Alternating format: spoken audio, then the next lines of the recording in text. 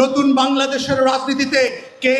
ছোট লোকের ছেলে আর কেউ বড় লোকের ছেলে, কে রাজবংশের ছেলে আর কেউ ফকিরের ছেলে, কে গুলশান বনানীতে বড় হয়েছে আর কে বস্তিতে বড় হয়েছে, সেটা কোনো গ্রহণযোগ্য মাপকাঠি হবে না। 53 বছর পরে এসে কেউ মাদ্রাসার ছেলে মেয়েদেরকে, দাড়িওয়ালা টুপিওয়ালা মানুষদেরকে ধরে নিয়ে রাতের বেলায় জঙ্গি নাটক সাজিয়ে হাজারে হাজারে শত শত খুন খারাপি করা,